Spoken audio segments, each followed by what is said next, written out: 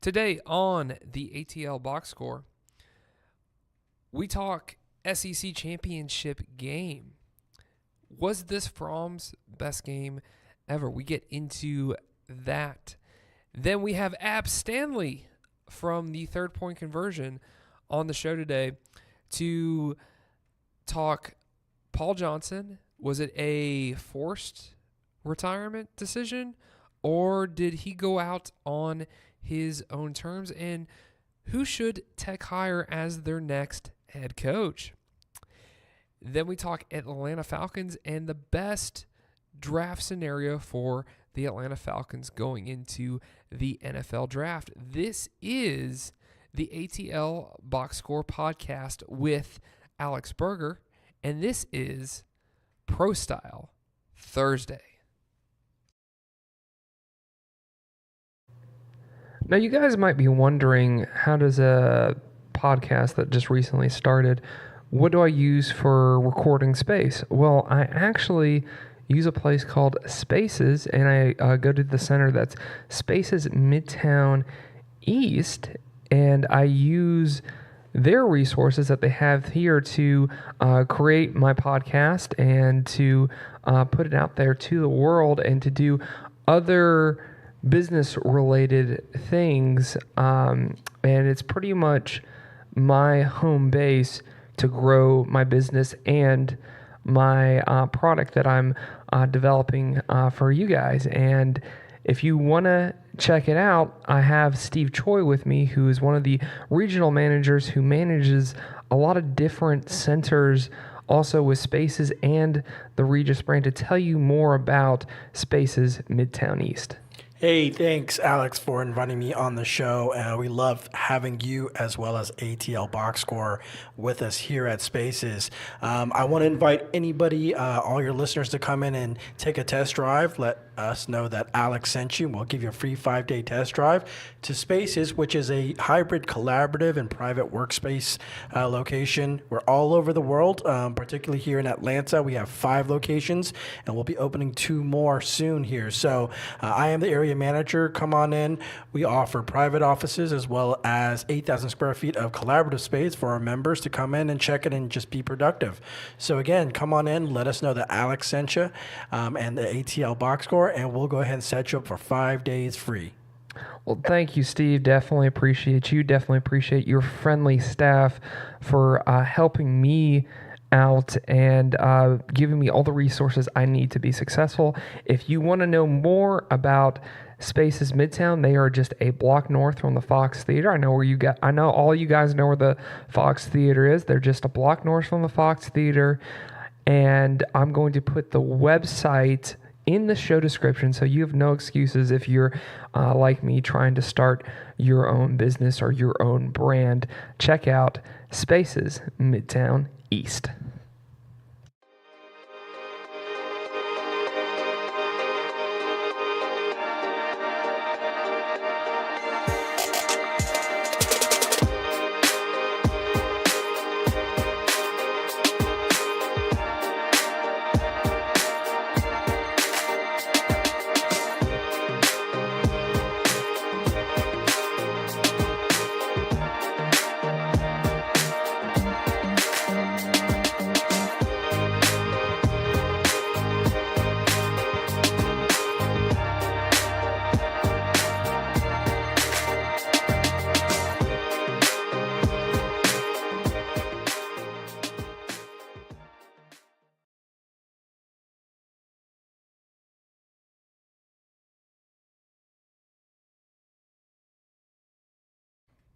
Now we just want to welcome you guys, friends, to Atlanta's newest sports podcast, the ATL Boxscore.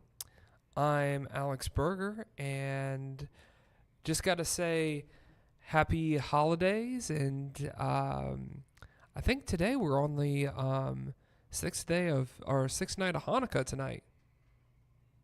Nice. Is it 6? Yeah, it's 6. I think because last night was 5, so tonight's 6. Nice. So it is the holiday season, and I'm Alex Berger, along with Steve Choi. And Steve, how are you doing today, man? Good. Did you realize it's the 6th day of Hanukkah? Yeah, I just realized that. Sixth night, not day. I said 6th. Oh, okay, whatever. Do you remember Adam Sandler, 8 Crazy Nights? Yes. They count nights. Okay, I gotcha. You got me. So, I'm doing great, man. It's cold. It is cold. It does feel like December. It does feel like December. And December is cold. Yeah. Well, first we want to get into some congratulations. Okay. I want to get into congratulations to Joseph Martinez of the Atlanta United for getting the MVP this season. That's awesome. For MLS. Congrats, Joseph. Yeah. So he definitely deserved that, and a congratulations, and I gotta swallow this one, to Alabama for winning the SEC championship. This, and I'll let you know, this show is, we're calling it Pro Style Thursday, but this is kind of recapping the weekend because we haven't really had a show recently, and needed time to get over myself. Yes. You know how that feels. Yeah, you're all up in your feelings about it, right? Yeah. It was just wow. Like, It was a good game, though. It was a very competitive game, I thought. Yeah, it was. It was exciting. Yeah. It's a comeback.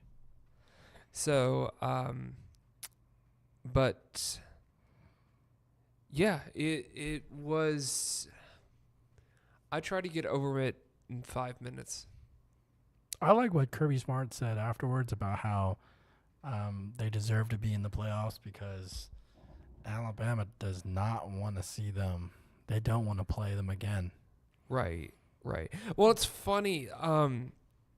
It's really funny with that game that happens that weekend, especially if you're in a position where you're trying to lobby for your team, which Kirby Smart was. Sure. That they go into a mode when they're talking to the media of trying to build up my team, trying to show, hey, this is our resume right now because our goal is to get into the playoff. And it's real. I mean, it's real interesting to see them go into this mode of I'm trying to lobby for my team and everything like that. And then 12 o'clock Sunday afternoon comes around, they're not in the playoff anymore, and then they get picked up by the Sugar Bowl. And then the mood becomes, we're actually grateful that we're in the Sugar Bowl. We're looking forward to it. We're excited to play a team like Texas. That song and dance happens. Yeah. And that happens with all college football coaches. Yeah. That from that weekend when they're in the championship game, Right. and they're good enough to go into the playoff. Sure. That song and dance like always happens. But I mean, I was very impressed with Georgia because when I saw Alabama play LSU, I was just like, oh my gosh. Right now with Alabama's defense, LSU was just getting mauled. Like getting mauled by a tiger. No pun intended there. But getting mauled by a tiger like from Alabama's defense. And I was just like, that's the matchup that I was worried about, was how does Alabama's defense go up against Georgia's offense? Now, through the past couple weeks with UMass, Auburn, Tech, Georgia's offense was clicking. So I felt that there was some confidence there, but there was always that concern. You know what I mean, Steve? Absolutely. I'm trying to pull up Jake Fromme's numbers, but Jake Fromme played the best game of his whole career. Oh, you think so? Oh, I think so. Even though they lost and everything like that. But, I mean, he was kind of like your guy, Steph. Just raining. On fire, huh? Yeah, just pretty much on fire. No, yeah, for that first half, he was especially, I can't remember the actual players involved, but one of those touchdowns, it was just like where he passed it downfield. It was pretty incredible. Right. I mean, I was like, this guy is on fire right now. Right, exactly. And that's what's surprising, you know. Let me ask you a question. Yeah, go Tell me ahead. what your thoughts are. Do you think the second half was different because Alabama actually stepped up? Obviously, they brought in the new quarterback because Tua got hurt. But do you think Jalen Hurts. Do you think it was more about Alabama making changes and adjustments, or do you think it was about Georgia playing it safe and trying not to win, but not to lose the lead? First of all, I'll answer your question. I don't think Georgia was playing safe at all. Okay. Just put that out there. But to answer your question, I think what happened with Georgia was they lost momentum. Okay. Rodrigo Blankenship goes out, misses a field goal. That's bad. That could have been the difference in the game. It would have been, or it could have been. Yeah. Because all you have to do if you're Georgia now is you have to get in the field goal range. Right. If you could just hold Alabama at bay or make them kick a field goal. But also their decisions are different based on that as well. Exactly. And Rodrigo's one of the leaders on the team, so it's kind of just like he's a person that's the most consistent probably on the entire Georgia football team. Gotcha. And then you see him miss that kick, kind of probably put things a little bit in doubt for guys. Yeah, that's possible. I just felt, so from a third-party person watching who really had no skin in the game, the only skin in the game I have is obviously I live now here in Atlanta, and, you know. We're slowly turning you into a Georgia fan. So watching it at the bar at the Moose, which, again, I was very concerned for my fellow Moose patrons, as they were barking very wildly during touchdowns. I was like, where's the oxygen tanks? So as I was watching. So you were in a cloud of smoke. That's right. That's what you're saying. That's right. Wasn't sure if they were barking or coughing. But anyways, as we were watching, I was very excited because, you know, if anything, I want to see Georgia win because I live here in Georgia now. But I was still sort of, you know, I had less skin in the game and had less emotional connection to the mistakes that were being made. So from my vantage point, it was like, oh my gosh, you guys are really letting these guys get back into the game. Like, I didn't see that. This is what Alabama does. I'm not trying to make excuses or anything like that. I mean, clearly they do, but I didn't see that killer instinct. Right. You know, like, okay, now that we got our foot on your neck, we're going to go ahead and just, like, finish you. I didn't see that. And then, to me, I know you said they didn't play it safe, and I know there was a couple plays, clearly the fourth down play and all that were, quote unquote, like risky plays or whatever. I didn't see them come out, and I guess maybe it's the confidence too. They just didn't have that aggression that they had and that swag that they had in the first half. I would have thought they would have come out and been like, we're going to play the same way we played in the first half, and we're just going to go ahead and end this.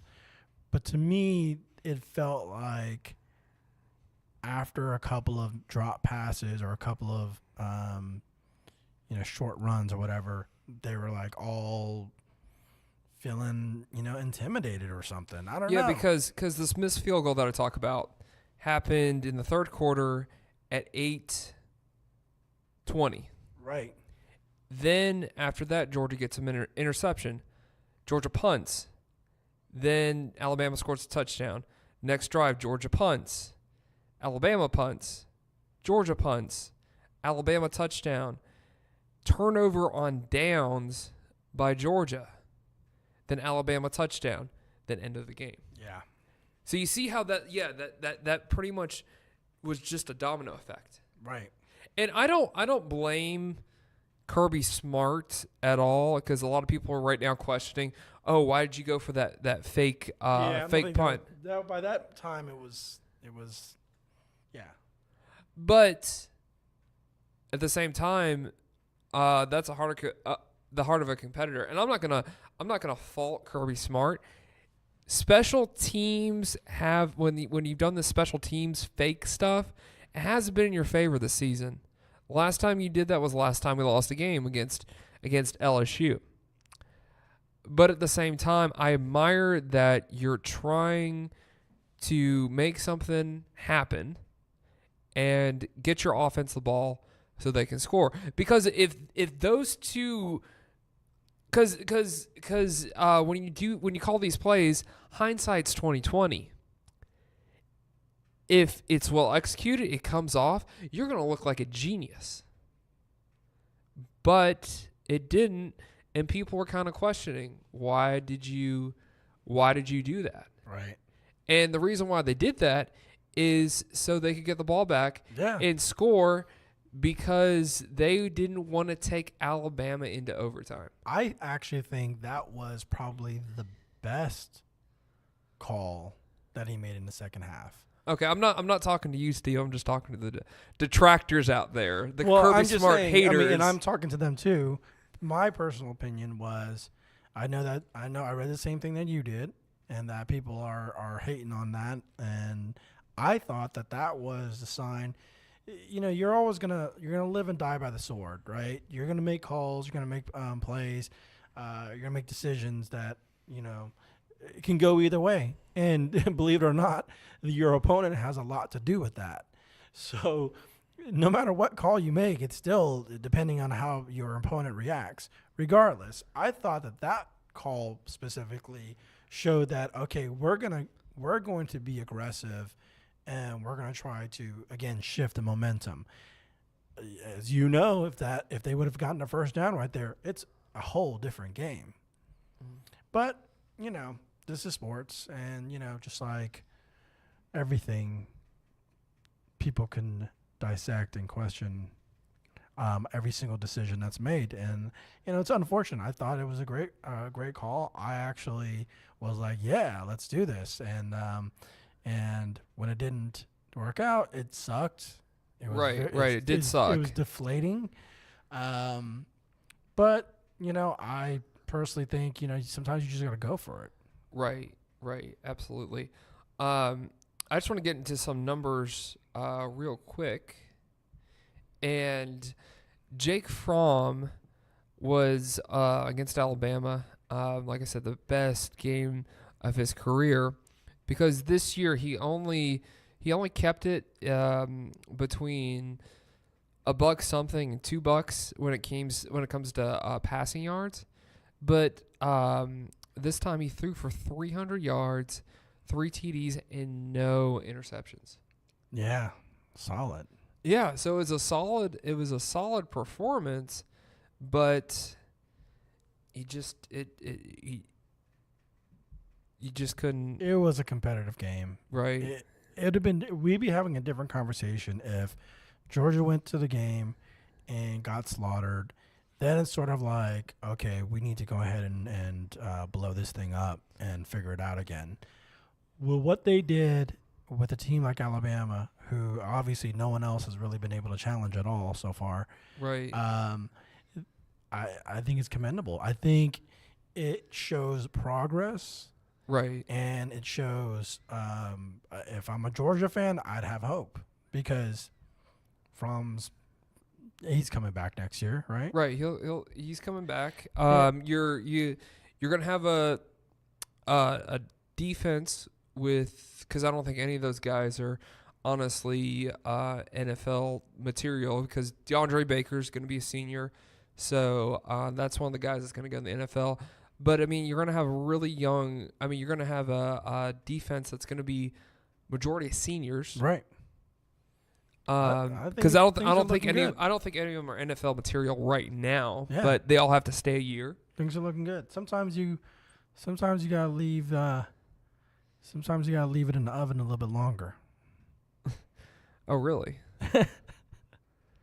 I mean, seriously though, honestly, like obviously everybody wants them to win today, right now, and you're a fan that hasn't seen a national championship in a while, so I think people should just be patient. I think next season, I think the progress that's been made and the confidence that Fromme is building should really show itself a kick in the high gear next year. Right. I really do believe that. Right. Because they've tasted it, right? And they've tasted it last year, which I think you may have expected it, but I don't know. I think it was a sort of a surprise to see Alabama and Georgia in the national championship. Do you agree? Last year? It was a surprise to see because I feel like Georgia peaked a little bit earlier than they did. Right. So I think they definitely weren't ready last year, but they almost had it, right? Right. So then they come into this year where everybody's saying, well, was it a little bit of a fluke or whatever the case may be? And then there's also that pressure to live up to the same expectations because anybody can say, well, if you don't make it back to the national championship, then it's a failed year because you didn't get to the same place or better than where you were last year. Right. I don't personally agree with that. I think that this year was a solid year. They made some considerable gains, and they were fun to watch. And they played a really competitive game against Alabama. Right. Now, next year, I think that's when the expectations are going to be at the highest. For me, at least, I feel like if they come out next year and are sort of like a little lackluster, getting in the red zone, and I not would really be scoring, really surprised to see that. To be honest with you, I agree. That's why I said the expectations there for next year are going to be huge because I think they should be ready to go. They should be fully baked next year. Yeah, they fully baked. That sounded a little weird. Look, it's Georgia. Right. That's not the most uncommon thing happening. No, but seriously, I think that they will be ready, and I'm looking forward to it. So, I don't think anybody should really have a reason to hang their head down. Meaning, there's some opportunities I think that are missed. What do you feel? How do you feel about this Sugar Bowl against Texas? I mean, yeah, against Texas, because this is kind of like the consolation prize. Yeah. Do you feel like Georgia's going to be up, down, or? I think they should be up. And then I think they should just go all out because, now is the time to showcase and continue to hone in on your strengths. Right. So no better way to end the year on a high note and really dominate the game because everybody's expecting them to come out, right? And so I think they should dominate, should do their thing. Right. Yeah, I totally agree. I mean, I mentioned in the last podcast that it's like even though if Georgia loses the game, Georgia fans should still feel really optimistic about the future of where the program's headed. Gotcha. So, yeah, now we're going to talk about the playoff situation. I know I mentioned that we're going to talk about playoff stuff, but I've actually made an executive decision because we've kind of gone over our time limit a little bit on this. So we're going to talk about that in the next podcast on Football Friday. We're going to have Sean McAvoy on the show. So that's going to be in the next podcast. So stay tuned for that. I'll give you my thoughts and opinions on the playoff college football playoff for this year. Also, I was doing a little research, and sometimes doing these podcasts, you're not really thinking that you're going to talk on them, because some of the times it's just kind of you're flying off the handle, which that's the fun thing about doing podcasts, and that's the fun thing about listening to podcasts, that things are just kind of off the handle. You don't really think about it until you're in the moment. I know they do that with sports talk radio, but they have a staff behind them that can look up things really quickly, and unfortunately we don't have those capabilities yet. So, but I was wondering about the turnover ratio with Alabama's defense, and they have at least either one interception or one fumble recovery that they got as a turnover in each game they played this year, except in the SEC championship game. So again, this is another thing that Georgia should hang their hat on, that they're one of the rare teams that didn't turn it over with the Crimson Tide. Yeah, it didn't win you the game in particular, but still, it's these little victories that I feel like eventually that Georgia is going to defeat the evil empire. The Death Star will blow up by the Georgia Bulldogs. I'm a firm believer by that, and I'm a firm believer that Kirby Smart is going to be the one. But just keep on trying. So right now we're going to have Ab Stanley on the show from the 3-point conversion, and here is my conversation. Right now we're joined with Ab Stanley here on the ATL Boxscore podcast from the 3-point conversion.com. Be sure to check that out. Be sure to check out Ab's work that he does on there, and I'm going to put a link on the show description. But Ab, how are you doing today, man? I'm doing fine, Alex. How are you? I'm great. I can't complain. Holiday season is among us. Yeah. It's time to break out the Christmas trees if you haven't done so already. Put up the lights and get ready for some college football bowl games, I guess. Right. Well, just to let you guys know, Ab actually covers Georgia Tech as one of his schools that he covers for the 3-point conversion, and we just want to get your perspective on what happened with Paul Johnson. And the first thing I want to ask you, when the news broke, because it was hard for me to realize this, and then I saw the press conference, and then I started to somewhat believe him. But do you think that this was a forced step down? Because that's what the press release for Georgia Tech said, that it was a step down for that Paul Johnson was stepping down. And then it comes out that people are writing that he's actually retiring. What were your thoughts? Did you think it was a retirement move, or do you feel like Paul Johnson was kind of forced to step down and so Georgia Tech can move forward with their football program? Yeah, and I kind of think Paul Johnson stepped down, and just going by watching him for the last couple of years and seeing him in the press conference and him having to answer different questions about the same thing over and over again, it's like when they win, his vaunted triple option running attack is this great thing where, well, did you think the team that you were playing couldn't stop it? Or, they asked some questions about the lack of passing, and he came in with his own philosophy.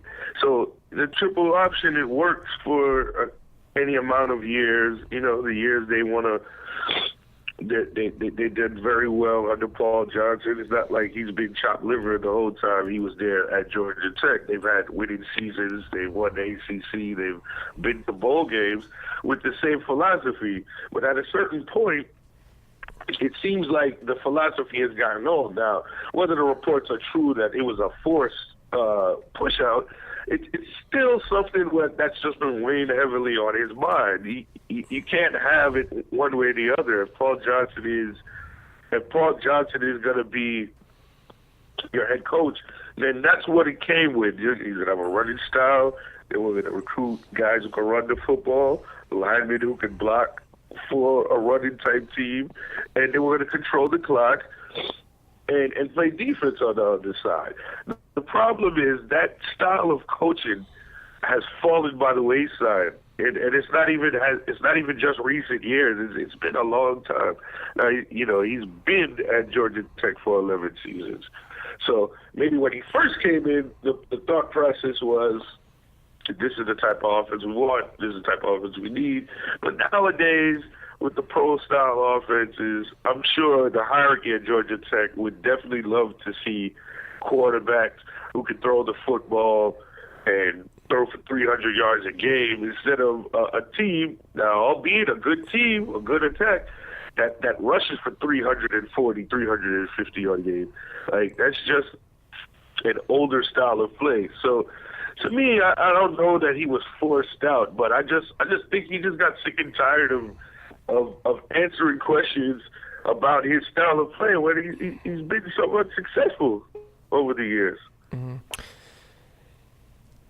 Now, do you feel like whoever they get next, that they're going to try to get someone who's going to run a conventional offense? And also, too, do you ever feel like the higher-ups there at Georgia Tech saw the monster that's happening on 316 in Athens? Then you see what's going on 85 going into South Carolina, seeing those two programs just out-recruit you. And I get that Georgia Tech is at some disadvantage there, but do you feel like in that program that there's or in the athletic department that there was an emphasis of trying to catch up some ground in recruiting?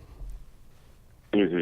Yeah, well, that will be a major factor, and I think what's oddly enough to me, I think the recruiting will be a bigger factor than the style of play that the next coach brings in. Because realistically, you're in a state where you have to fight for bodies, you have to fight for talent, you have to tooth and nail with other teams, and Georgia Tech is kind of behind the eight ball. I mean, National Signing Day is less than 2 weeks away now, and I can't say there's no coaching, but there's definitely not a head coach showing up at kids' doorsteps and saying, hey, come play for Georgia Tech. This is what we're running. This is what we're doing. So they're going to start off behind the eight ball. The new head coach is going to have to get some late signing entries, and he's going to have to work with the team that they have. And, Georgia Tech is going to have to put up with maybe a year of a new coach, a round peg in a square hole, like with a team that he didn't recruit with a new style of play.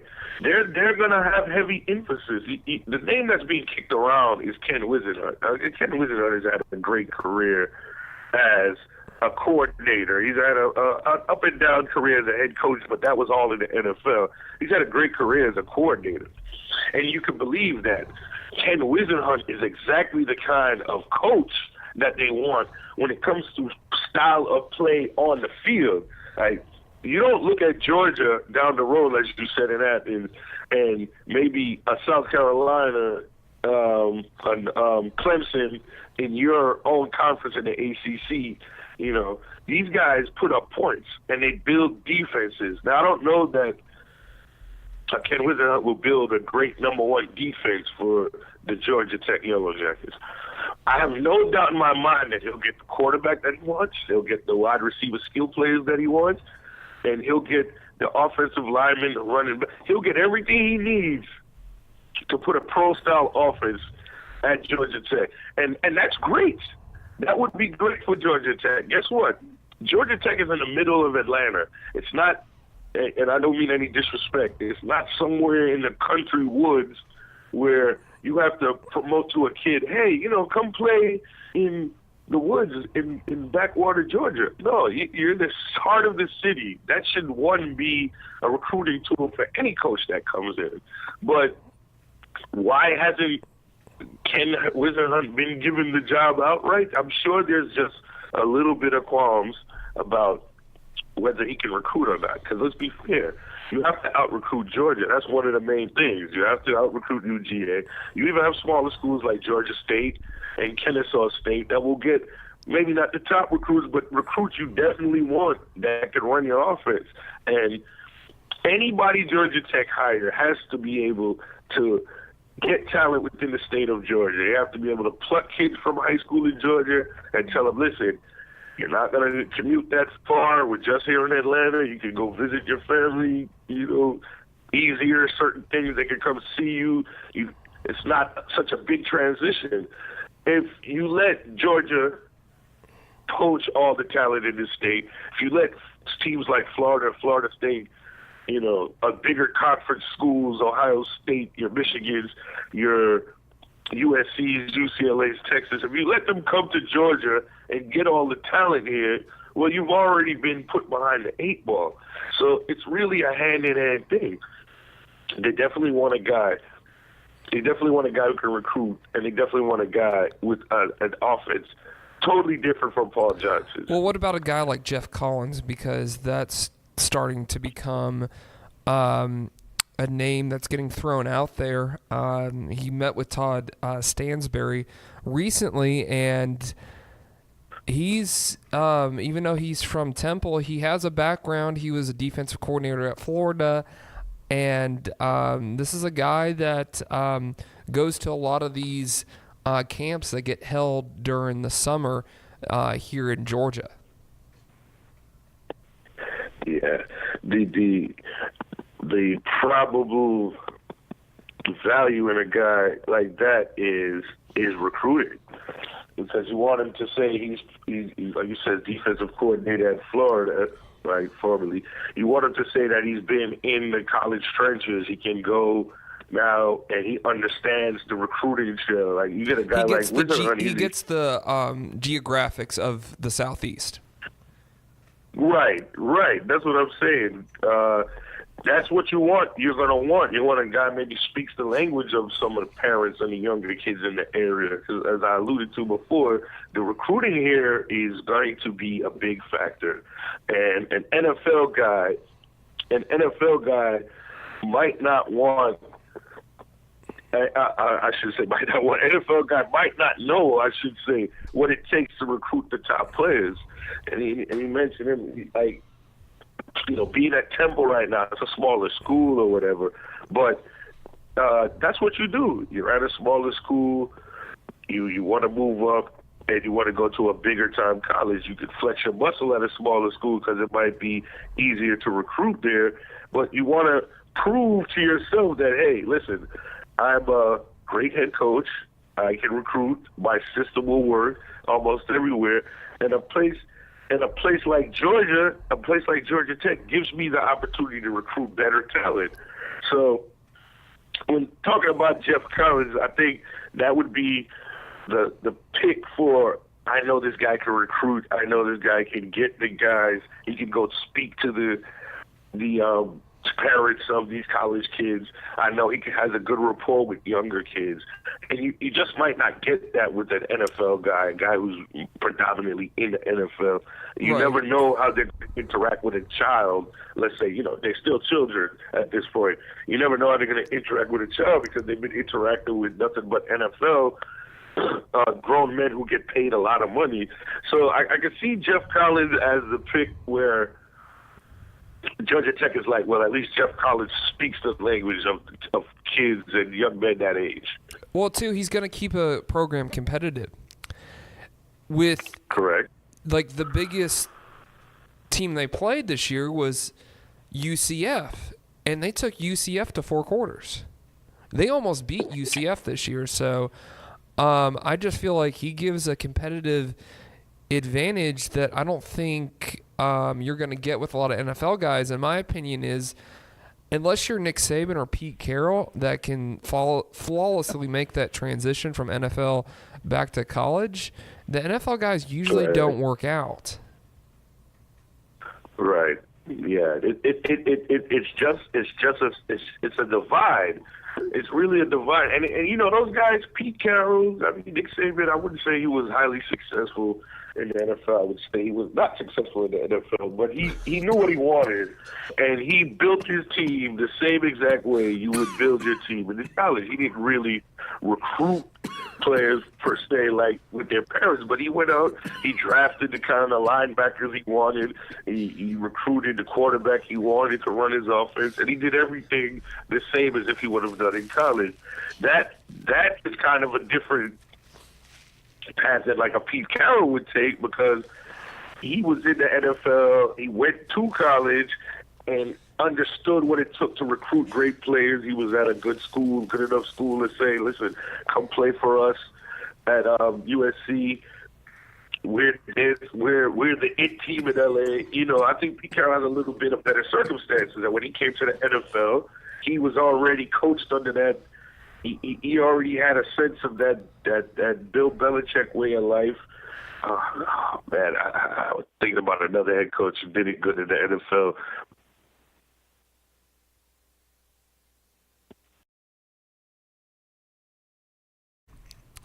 So yeah, Ab, I just want to know, because your company, 3-Point Conversion, you cover the Falcons. Your company covers the Falcons, and I just have to ask, with the Falcons' problems this year being what they are, and their record reflecting a losing season, do you feel like it's the injuries on defense, or is it the team chemistry? Well, yeah. Well, I don't think chemistry should really be brought into question, because the Falcons under Dan Quinn have proven to be a pretty unified unit. You know, they teach brotherhood and all that mushy stuff, and play. You know, they're all good guys, and you know, we're all for one, which is not a bad motto to have, but you know, it's kind of football, you know. Like, Right. I wouldn't call unity into effect. I don't think there's anarchy against the head coach. I think they all want to play for Quinn. They all like playing with each other. But I think when you fall into a difficult season, we'll just call it difficult at this point, they have had a number of key injuries. You know, they just got Deion Jones back, but he's still bothering by his foot. You know, Julio Jones is on the injury report more than Tom Brady is. Probably every week, you know. You got guys like Ricardo Allen, who's done for this season. Keanu Neal is done for this season. Those are your two safeties. You know, you lost Grady Jarrett for a time. You lost Derek Shelby. These are guys you brought in to help you on defense in the trenches. You lost on offense. You're starting running back. Your starting guard in your starting running back in Freeman, Devonta Freeman, and your starting guard in Angela Vitri. Like these injuries are hard to overcome. But the truth of the matter is, the Falcons have a team that could have probably overcame a lot of those injuries. You know, they barely beat a New York Giants team 23-20. They lose a game to the Saints that they were pretty much in for the most part. They lose a game to the Ravens that they were pretty much into the most part before it got away. They lose a game to the Eagles at the beginning of the season. These little key losses, you know, that you were within 3 points and then you lost by 10, or you actually lost by 3, or you just barely won. These little losses get amplified because of who's playing. You got one of the highest paid quarterbacks in the league in Matt Ryan, and the fans here will tell you that he's not living up to his contract. I don't know what they're particularly watching, but they feel like if he's getting paid like Aaron Rodgers, he should produce like Aaron Rodgers. And they're talking about wins and playoff wins. Now, obviously, they're not talking about this year's Aaron Rodgers, but they're talking about Aaron Rodgers of years past. The thing is, Matt is having a great season. I wouldn't say the Falcons' problem has anything to do with Matt Ryan or Julio Jones, but those guys get paid a lot. And that's what happens. When you start shelling out money for Matt Ryan, then you should see him with 40 touchdowns instead of 25. No matter that he's one of the league leaders in passing yards, but the fans only see failure when they fail. Like, if they were getting modestly paid, on a rookie deal, I don't think the problems in Atlanta will be amplified as much. Now, the real root of the problem is they're just not putting the games together when they need to, and that kind of comes down to the play calling. You know, you'll sit and watch Falcons games, and it'll be 3rd and 1, 3rd and 2, 3rd and 3. We just say 3rd and short to wrap it up, right?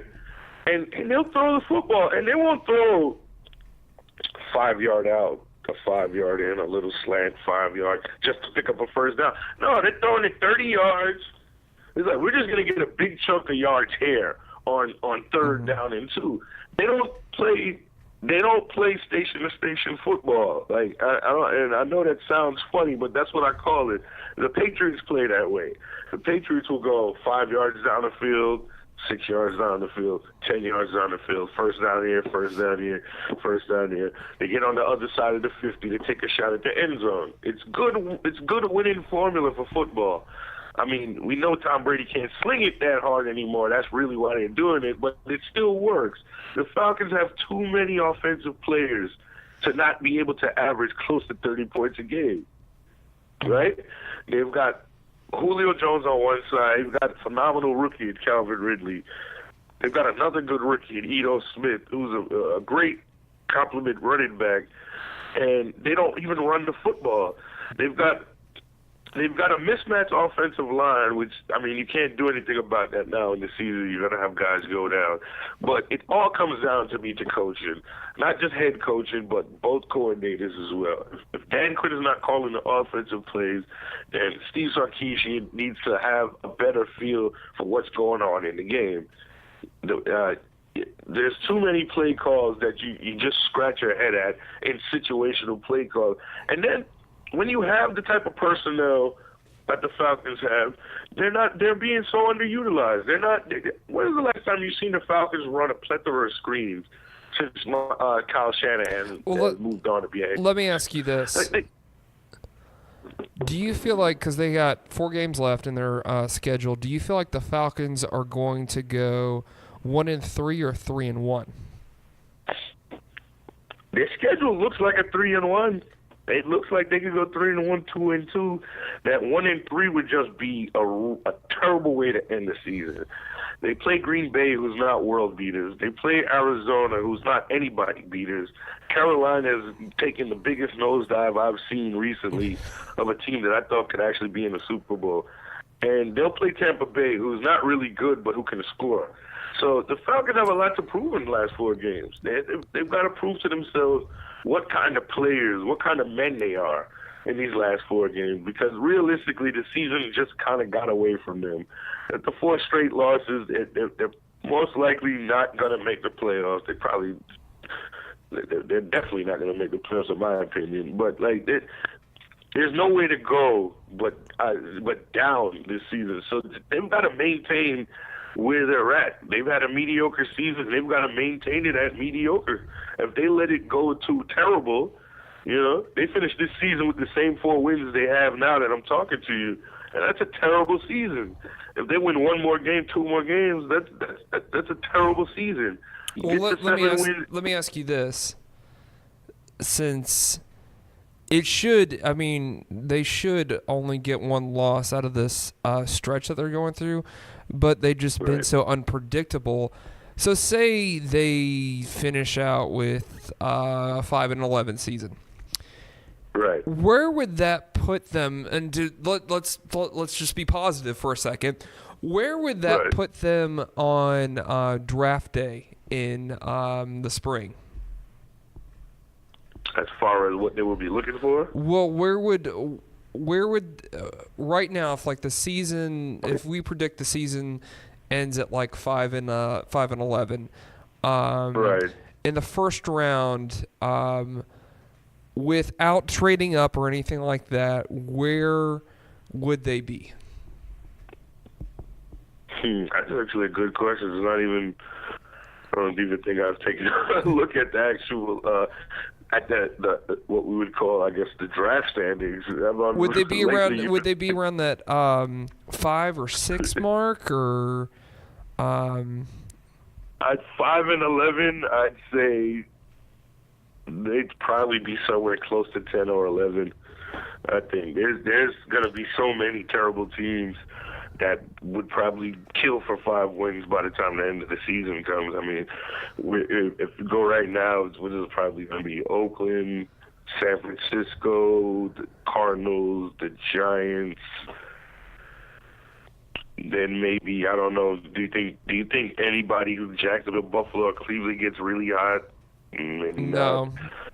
No, I don't think so. I mean, Detroit, Green Bay. I mean, they've got a lot of competition for those high draft picks this year. Like at 5 and 11, I can see them picking maybe 9th or 10th, 11th, maybe. Okay. Like I think. Okay. Yeah. So that's always the so they'll get the college player that has a lot of hype that ESPN is still had the camera on that's still sitting in the green room by pick 10 or 11. Right. And they're gonna definitely focus on the trenches. They're definitely looking offensive linemen, probably more so defensive linemen, because this draft should be very rich with offensive linemen and defensive linemen. And let's face it, the Falcons have not gotten it done up front.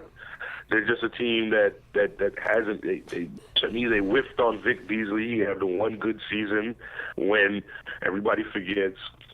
They had I'm trying to remember the guy's name. Well, come over from Indianapolis and help him out. That's the thing that kind of frustrates me about the Falcons and the way they draft is that they get the flashy wide receiver. They don't take care of because let's just be honest right now, getting an offensive lineman or a defense lineman, unless he's an edge rusher, isn't really attractive and doesn't really get people excited. But the interior linemen are the people you need, and the Falcons for some reason don't really draft that way. It's a head scratcher to me. Well, the thing is, I can't kill the Falcons for drafting Calvin Ridley. Seems that's what you're referring to. I can't kill the Falcons for moving up a couple of years and getting Julio Jones. These guys are just difference makers. And in today's NFL, more than anything, you want guys who can make plays, whether it's offense or defense. I really go back to the Vic Beasley pick as a bust because that was supposed to be their guy on defense. That was supposed to be their guy. Well, let me ask you this then. Since right now a lot of things have been floating out about Vic Beasley, would it be a good decision for the Falcons to get rid of him in the offseason and just part ways with him because teams are interested in Vic Beasley right now? Yeah, I can't understand why. This guy, to me, he's vastly underachieving. Like I said, he's had a good season that one year. I want to say the year they went to the Super Bowl. But he's not the kind of guy you can rely on. You want a Vic Beasley kind of character is the guy you want that's disruptive. Terrell Suggs. You know, when they draft this guy, that's who they're thinking they're getting. They're getting Von Miller. And maybe not that height of player, but definitely a disruptive force in the backfield. If you look around the NFL, Aaron Donald and Daniil Hunter of Minnesota, and even the older guys who can still get it done, and Cameron Wakes, I forget the guy in Carolina's name. These guys are disruptive, and if you can't draft a quarterback and you can't draft a guy to protect the quarterback, the left tackle, then the next best thing probably is to draft a guy that can get to the quarterback and put him on his backside. And the thing with Beasley is he's just not consistent enough. Like they lose a lot of consistency on the defense, especially up front. And their most consistent player is probably Grady Jarrett, and he's been injured this year. So I don't know that you want to get rid of him because Vic Beasley's still a guy on a rookie contract. So, guys on a rookie contract, you're not paying them top dollar per se. You still got them pretty cheap. Vic Beasley has 3 sacks this year. And he's got a total He's got a total of 13 tackles. You watched Vic Beasley pick up a fumble the other day and score. And that's so funny. I was talking to a Falcons fan. I'm like, Vic Beasley's kind of underachieving here. How did you see him score that? What was that, 90-something yards? I said, yeah, but he didn't do anything but pick the ball up and run with it. So that shows his athleticism and his skill. And the sad part about it is that's why the Falcons drafted him, to make explosive plays like that, because he did it at Clemson. Correct, but he's not making explosive plays like that. That's why I think he's underachieving. Well, he's like, it's name old right now with Beasley. Right. Well, let's put a bow on this, Ab, and just give me one thing that you feel like the Falcons have learned about themselves this season that will help them out in years to come. Yeah, I'm going to give you something I hope they've learned, is that they've been passing at a ridiculous rate this year. They don't mix in the run. They've become very one-dimensional as a team. So I really hope that the Falcons are learning that they should put some type of emphasis on run. Right now, they're 32nd in rushing the football, at the bottom of the league. They haven't reached 1,000 yards as a team in rushing. I hope the Falcons realize that you got to get the guys up front. Like you said, maybe not this year, go after the flashy wide receiver, the flashy linebacker, or get a guy, a grunt or two up front that can punch somebody in the mouth and move the football on a 3rd and 1. Because there's sometimes I say it's coaching. The guy just doesn't want to run it on 3rd and 1. Other times the Falcons probably feel in their head that they just can't move these people off the line of scrimmage with the personnel they're rolling out there, whether it be injury or not. So I hope the Falcons have learned about themselves that they can't just do it through the passing game. They can't just do it defending the passing game. They're going to have to get some pressure up front on defense, and they're going to have to get some push up front on offense. Can I get a quick score prediction for the Sunday's game? Between the Falcons and the Packers. Wow. Falcons at Green Bay. I'm going to say the Falcons win that game. I'm going to say they win that game 31-24. So another shootout game. Oh, yeah. Neither team can play deep. Well, thanks for joining the show today. Where could we reach you at if we want to read your material, and especially, too, if we want to reach out to you on social media? Yes, well, I'm Ab Stanley. I'm the senior writer for the3pointconversion.com. You can check me out there and some other great writers and articles there. I'm also on social media. You can find me on Twitter, Ab Stanley. That's A-B. Last name is Stanley, Stanley. I'm also on Facebook under the same name, and I'm on Instagram as Ab Stanley, the 3-point conversion. So you can find me there. Check me out. Well, thank you, Ab, for joining the show today, and I hope you have a great rest of your weekend, great weekend. Yeah, thanks, Ab, for having me on, man. You enjoy your weekend, your holiday season. No we problem. got to link up soon. What's that? I said we got to get together soon, man. Yeah, we do. So, all right. Now we just want to thank you guys for listening, especially if you're listening to this part of the show. And we also want to thank Ab Stanley for coming on from the 3rd Point Conversion. And we also want to thank Steve Choi. Now, if you're looking for office space, be sure to find Steve Choi, because he'll definitely hook you up. He's been more than kind and gracious to me, and I enjoy having Steve on my show, and I know he has a fun time doing it too. So thanks, Steve, for being on the show today. I always enjoy just talking it up with you. But right now is where we need your guys' help, because, and I also have a special announcement to make, that right now the ATL Boxscore podcast is on iTunes, Google Play, and it's Google Play Music. I've just learned that. And Stitcher. So the main podcasting outlets where you can find podcasts are now the ATL Boxscore we are now on those resources for podcasts.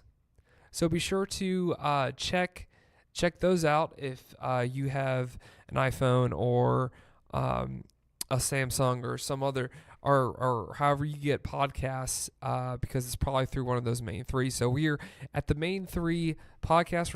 We're still trying to hear back from Spotify, but right now we're on iTunes, Google Play, and Stitcher. So check us out. Subscribe if you like what you hear and you want to hear more of it, because we want to provide more of it to you. And be sure to hit the like button wherever you see this podcast, because that's definitely going to help us out. We definitely would appreciate you guys hitting the like button. Also to comment in the comment section, because we live in an age where you can get your opinion out there, and we want to hear your opinion. Yeah, I said it. We want to hear your opinion. So put that in the comment section. If we want to know, who do you think is going to be Georgia Tech's new head coach? Do you feel optimistic about the Georgia Bulldogs? Right now, what do you think the Falcons' record's going to be? Is it going to be 5-11? Is it going to be 4-12? We want you to put that in the comment section. And where do you think they're going to end up in the draft? So we want to hear from you guys. Like us wherever you see us. That would definitely help us out. And we appreciate you guys listening. And we'll be back at you with another podcast, Football Friday. And we're going to have Sean McAvoy on, who I had on the last Friday podcast, which it was why you should feel optimistic as a Georgia fan going into the SEC championship game. If you haven't listened to that podcast, check that one out too.